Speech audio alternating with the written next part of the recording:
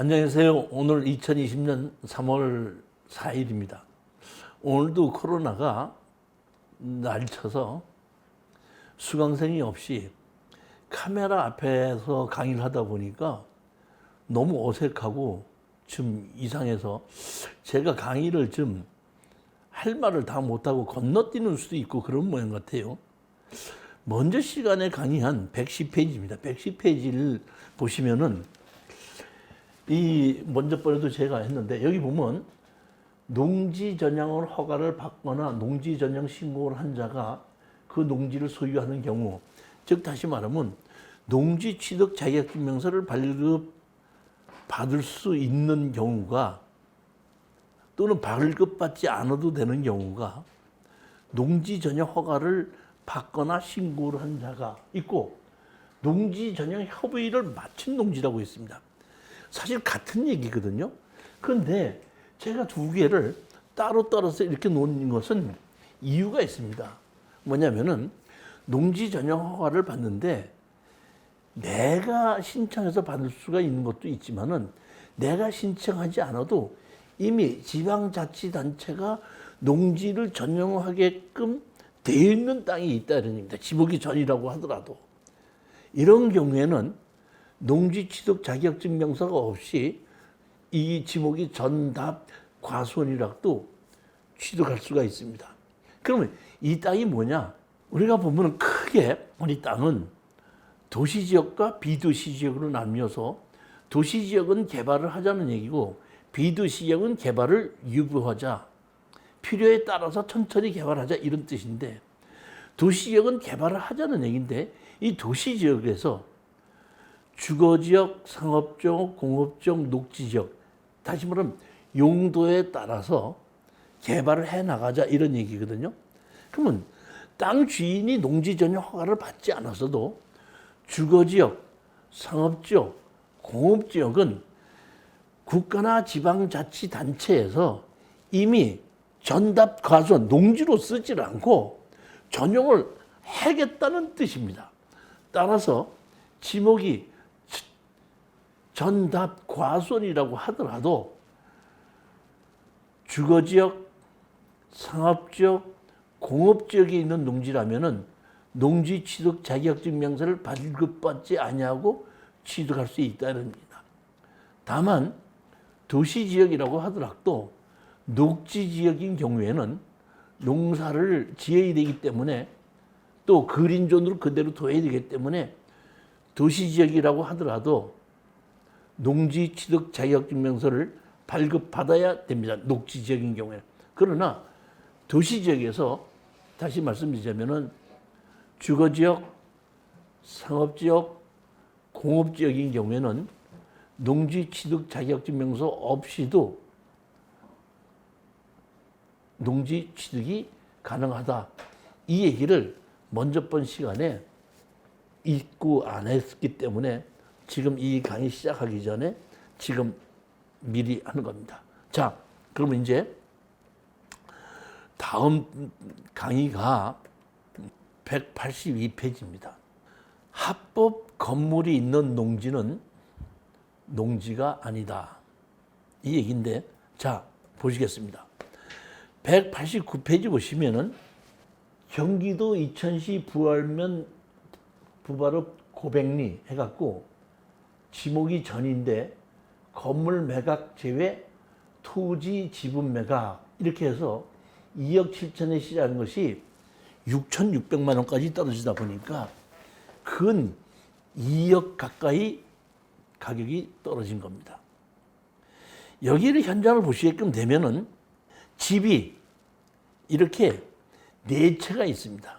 그리고 지목이 전으로 되어 있는데 이 4채 중에서 여기 보면은 요 슈퍼라고 되어 있는 이 집은 제가 건축물 관리대장을 떼어봤더니 4채 중에서 3채는 건축물 관리대장이 없고 1채는 건축물 관리대장이 있습니다. 여기서 여러분이 아셔야 될 일이 있습니다. 어떤 땅에 농지에 농지 전용 허가를 받아서 집을 지어서 건축물 관리 대장이 되면은 허가를 내준 것은 건축가고 땅을 관리하는 것은 지적가입니다. 건축가에서 지적가에다가 건축 허가를 내줬으니까 지목을 대지로 바꾸라고 하지도 않고 건물을 지은 땅 주인이 건물을 짓고 나면은 건축물 관리 대장을 가지고 지적가로 가야 되는 겁니다. 그런데 건물 주인이 지적과에 가서 지목 변경을 신청하지 않으면은 정식으로 건축 허가를 받은 건축물이 있어도 지목은 전으로 그대로 있습니다. 그러다 보니까 저기서 땅 주인이 다르고 건물 주인이 다르다 보니까 땅 주인이 빚을 지다 보니까 건물 매각 제외 땅만 경매로 나오면서 지목이 전으로 돼 있으니까 농지 취득 자격증명서를 발급받아서 제출하라 이렇게 돼 있는데 저렇게 불법 건물이 세 채나 있기 때문에 저런 경우에는 농지증을 안 해주는 것이 원칙입니다. 원상복구 조건으로는 할 수가 있어도 사람이 거주하고 있고 다른 사람이 건물 주인이 있을 때는 원상복구가 어렵다 해서 담당자가 안 해줄 수도 있는 겁니다. 여기 보시면 건축물 관리 대장이 1900 몇 년도에 이게 만들어졌는데 여러분이 아셔야 될 것은 건축법에 의한 건축법이 1961년도에 박정희 정부 때, 박정희 정부라기보다는 국가재건최고회의 때에 건축법이 만들어졌습니다. 그러면 1961년도 이전에 건물을 지었을 때는 건축법이 없었으니까 건축물 관리대장이 없었을까요? 아니면 건축 허가를 건축법이 없었으니까 자기 마음대로 집을 지었을까요? 그렇지 않고 사실 보면 1961년도 이전에 건물을 지을 때는 일제에 천황령으로 시가지, 조선 시가지령이라는 것이 있어서 시가지령에 의해서 건물이 지어졌던 겁니다. 그런데 건물을 지어진 시가지령에서는 건폐율이나 용적률이라는 것이 없습니다. 그렇기 때문에 그 당시에 지어진 있는 땅은 한 필지에 전부 다에 하나의 건물만 있어도 사실상 전부 다가 대주로 되게끔 되는 겁니다. 지금은 1961년도 이후에 어떤 농지에다 집을 지었으면은 건폐율과 용적률이 적용이 되기 때문에 예를 들어서 600평짜리 땅에 30평짜리 집을 짓는다 그러면 200평만 대지가 되는 겁니다. 왜? 건폐율과 용적률이 적용이 되기 때문에 그 땅 전부 다가 대지가 되는 것이 아닙니다. 그런데 1961년도 이전에 조선 시가지령에 의해서 건물을 지었을 때는 건폐율과 용적률이 없었기 때문에 이 땅 전부 다가 사실상 대지인 겁니다. 저는 이걸 보고 농지 취득 자격증명서를 발급받을 자신이 있었고 가격이 이렇게 많이 떨어진 건 그것뿐만 아니라 사실은 3분의 2 지분만 경매로 나오고 3분의 1 지분은 경매로 안 나온 겁니다. 즉 넓은 땅이 있는데 건물이 4개가 있고 무허가 건물이 3채가 있고 그 다음에 농지 취득 자격증명서를 떼야 되고 토지는 지분으로 나왔기 때문에 실질적으로 이 특수경매에서는 3가지 어려움이 같이 겹쳐진 물건입니다. 이 물건. 제가 이거를 보고 저는 해결할 수 있겠다 싶어서 우리 수강생한테다가 제가 발표를 하고 투자할 분이 있으면 한번 투자를 해라 하고 발표를 했더니 한 2, 3일 있다가 한 분이 저한테 전화가 왔습니다. 부바로 고백리 거를 한번 입찰에 들어가려고 그러는데 어떻게 좀 뒤에서 도와주시겠습니까? 하길래 제가 낙찰 받으면 도와주는 게 제가 하는 일이거든요. 물건을 찍어주는 것이 아니라 특수 경우에는 사고 나서 낙찰을 받고 나면 그걸 현금으로 바꾸는 순서가 정확하게 맞아야지 현금으로 만들 수 있는데 조금 경험이 있는 사람한테 도움을 받아야 되기 때문에 제가 그 도움을 줄 수 있기 때문에 또 제가 하는 일이 그 일이기 때문에 염려하지 말고 입찰에 들어가라. 입찰에 들어갈 때 여기 이 번지수에 보면은 건축물 관리장이 1940 몇 년도에 만들어 놓은 것이 하나 있다. 45년도인가 46년도인데 만들어 놓은 것이 있으니까 이거를 가지고 가서 낙찰 받아서 농지 취득 자격증명서를 띄워달라고 했을 때 불법 건축물이 있어서 못 해준다고 하면은 이 건축물 관리장을 내놓고 이것은 건축물 관리장이 정식 있으니까 사실상 대지 아니냐고 얘기하면은 건축물 관리장을 농지 취득 자격증명을 띄워줄 것이다.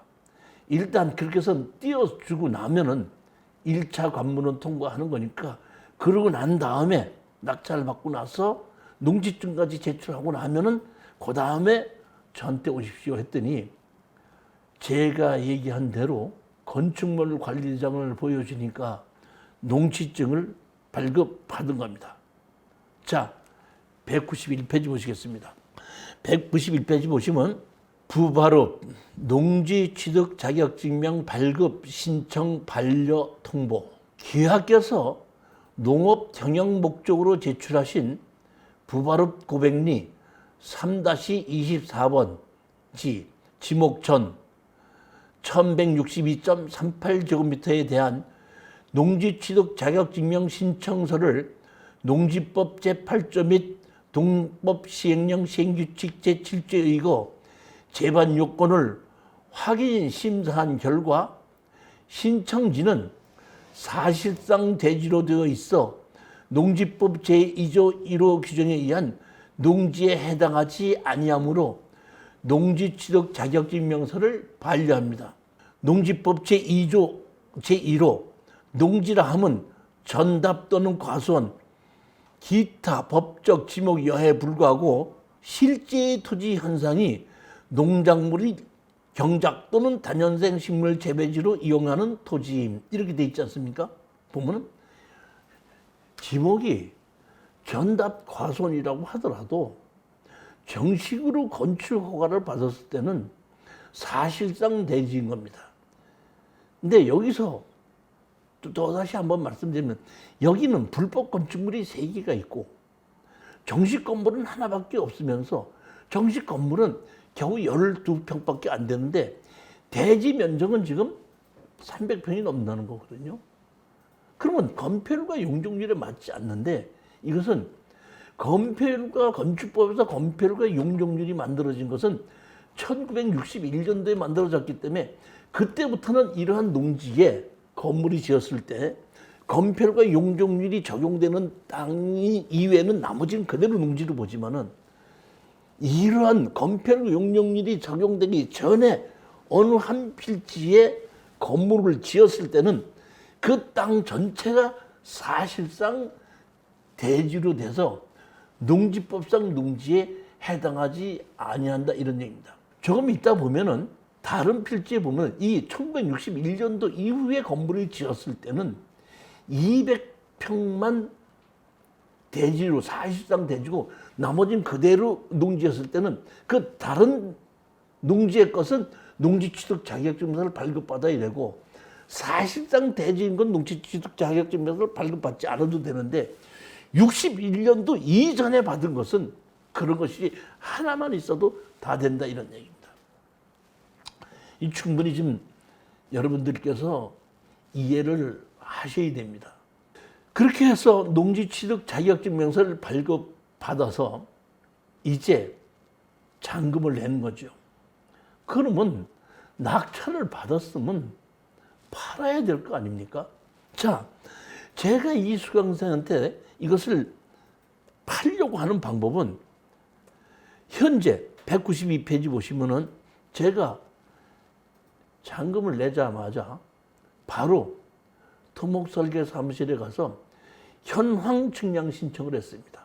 여기 보시면 집이 이렇게 하나, 둘, 셋, 네 채가 있어서 이 땅을 어떻게 집에 앉아서 어떻게 분할을 할 것인가를 현황 측량을 해서 각 필지가 네 필지가 대로 자를 수 있도록 만들어 놓고 제가 이 건물 주인들에게 땅을 사시겠습니까? 건물을 허무시겠습니까? 이렇게 해서 건물 주인에게 땅을 매도하고 나오려고 하는 겁니다. 그래서 토목설계 사무실에다가 현황 측량 신청을 부탁했더니 토목설계 사무실에서 현황 측량이 다 됐다고 와서 보라고 해서 제가 설계사무실, 토목설계 사무실 갔습니다. 갔더니 토목설계 사무실의 소장이 저한테 이렇게 얘기를 하더군요. 제가 여기 현장에 가서 현황 측량을 하다가 아는 사람을 만났습니다. 누군데요? 예, 여기 이창시청 건설과에서 근무하시던 분인데요. 그분이 잘 아시는 분인데 여기서 뭐 하는 거냐 그래서 현황 측량하러 왔다 갔더니 왜 현황 측량을 하냐고 그래서 이거 누가 경매로 낙찰을 받아서 현황 측량 해달라고 했다 그랬더니 그분이 깜짝 놀라면서 여기 불법 건축물이 있어서 농지 취득 자격증 안 해주는데 그 사람이 어떻게 낙찰을 받았다고 그러냐 이렇게 물어보던데요. 이렇게 얘기를 저한테 하더라고요. 그분이 사실은 그 건물은 무허가 건물이니까 농지증을 안 해줄 수 있겠지만은 4개 중에서 하나가 정식 건물이 있기 때문에 해줄 수밖에 없다는 것을 이천시청에서 근무하시는 분도 몰랐던 겁니다. 제가 그렇게 설명을 하고 다 분할을 해서 면적이 나오고 난 다음에 사실은 여기 사실은 아까 항공에서 봤던 여기 쓰는 이 슈퍼를 가서 라면을 하나 시켜 먹으면서 제가 말씀을 드렸죠. 사실 이 땅을 낙찰받은 사람인데 제가 이 건물 주인에게 이 땅을 팔려고 합니다. 그러니까 혹시 여기 계시는 분이 이 건물 주인들한테다가 좀 연락을 해서 저하고 같이 만날 수 있게끔 해 주실 수 있습니까? 이렇게 제가 얘기를 했더니 그 슈퍼 주인께서 저한테 이렇게 말씀을 하시더구만요. 그래요? 우리 건물 주인들도 이 땅 경매로 나온 거 알고 있습니다. 그런데 불법 건축물이 있어서 농지증을 안 해준다고 해서 우리가 못 들어간 거거든요. 그러니까 낙찰 받았다고 큰 소리 치지 마시고 잔금 내고 오십시오. 이렇게 얘기를 하더라고요. 제가 가만히 스토리를 진행해 보니까 이 4가구 중에서 한 가구에 사시는 분이 이천시청에서 근무하는 분이고 그분이 자기 건물이 무허가 건물이니까 이건 절대로 농지증을 안 해주는 거다. 이렇게 생각한 건데 4채 중에서 한 채가 1946년도인가 지어진 이 건물이 정식 건축물 관리장이 있기 때문에 이거는 이 필지 전체가 사실상 대지가 된다는 것을 그 이천시청에서 근무하신 그분도 몰랐던 겁니다. 제가 그분이 그렇게 얘기하길래 더 이상 얘기하지 않고 나와서 토목설계 사무실에서 정확하게 분할을 해달라고 하니까 반대로 이번에는 토목설계 사무실 소장이 저한테 이렇게 얘기하는 거예요.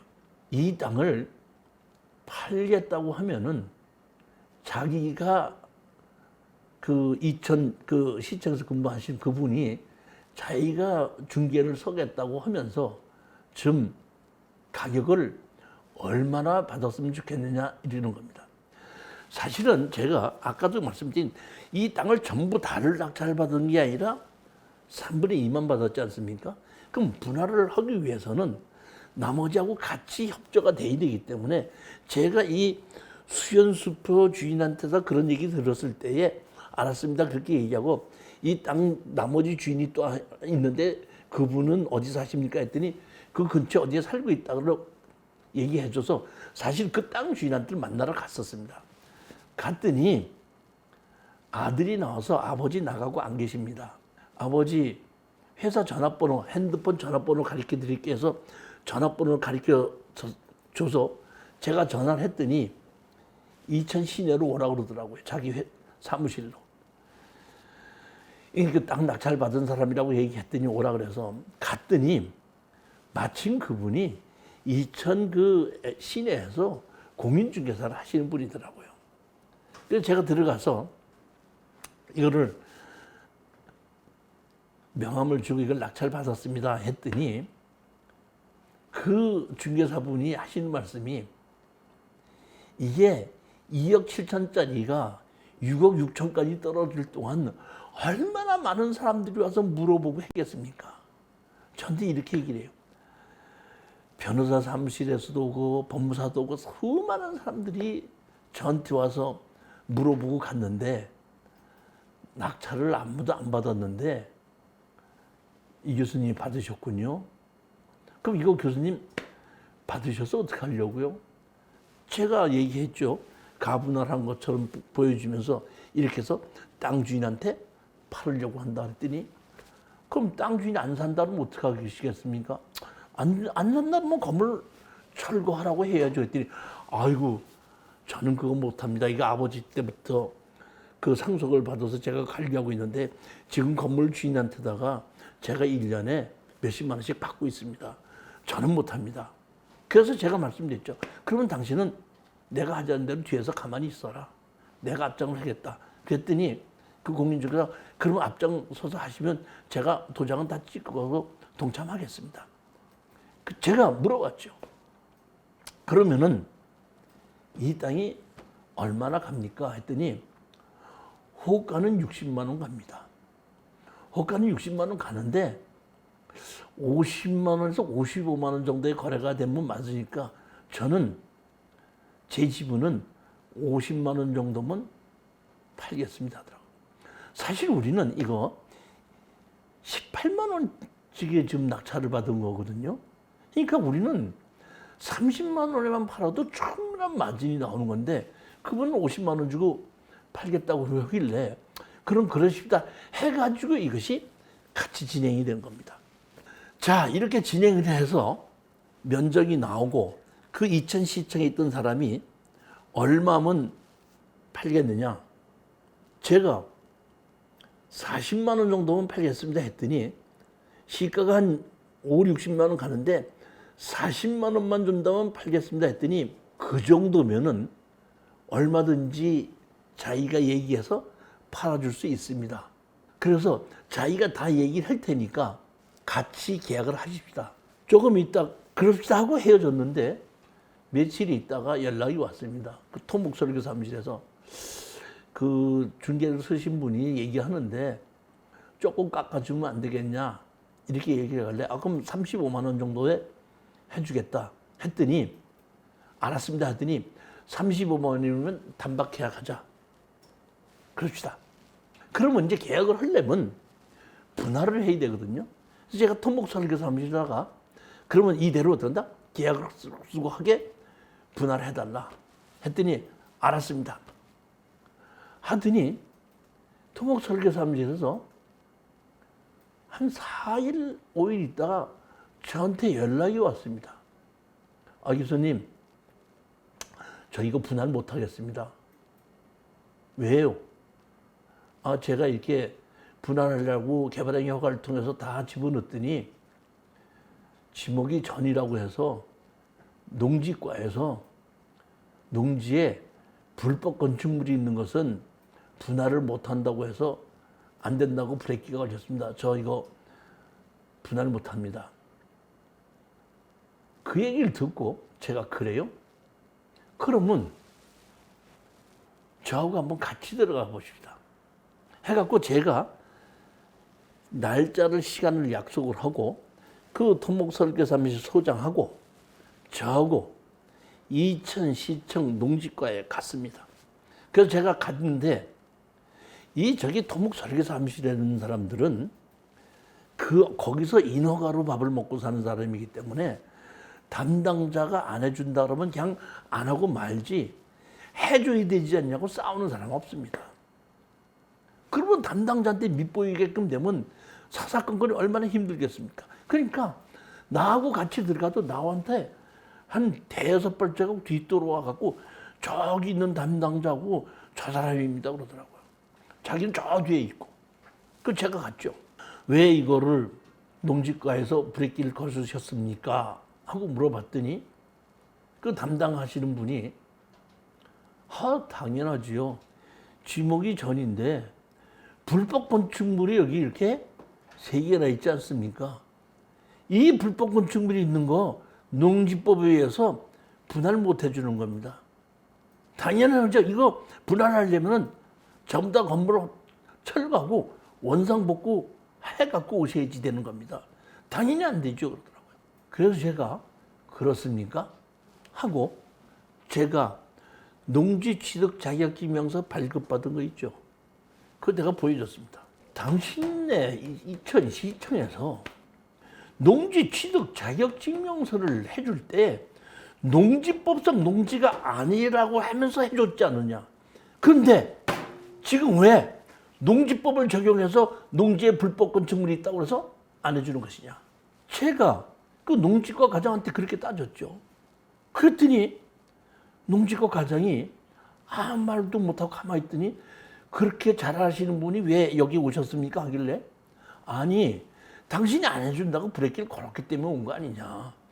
당신이 이 서류가 왔을 때 농지법상 농지에 해당하지 않으니까 우리 부서에서 이것을 체크할 필요가 없다고 보냈어야 되는 거 아니냐. 근데 당신들 브레이크 걸었기 때문에 내가 온 거 아니냐 했더니 알았습니까? 가십시오 그러더라고요. 해결했습니다. 그래갖고 나오니까 토목설계사무실 소장이 교수님 기왕 오신 김에 저쪽 지적과도 좀 가십시다 그러더라고요. 왜 그랬더니 지적과에서도 이거 불법 건축물이 있으면은 또 안 해준다고 브레이크를 걸 수가 있습니다. 그러니까 그냥 오신 김에 지적과도 한번 드립시다. 아직까지 지적과에 그러니까 지적과로는 서류가 넘어가기 전입니다. 농지과에서 브레이크가 걸렸기 때문에 거기서 반려가 돼야 되는데 이제 농지과에서는 통과가 됐으니까 다음으로 넘어가는 것이 지적과인데 지적과까지는 아직 서류가 안 간 거죠. 근데 담당자가 누구라고 저 사람이라고 가르쳐 주더라고요. 또 제가 갔죠. 가서 도면을 펴놓고 설명을 했습니다. 이렇게 보면은 땅이 있고 집이 4채가 있다. 집이 4채가 있는데 이것이 이번에 토지를 분할을 해서 건물을 각자로 재산권을 행사해야 되는데 한 필지에 있기 때문에 도저히 이 재산권 행사를 못하고 지내온 것이 3, 40년이 넘었다.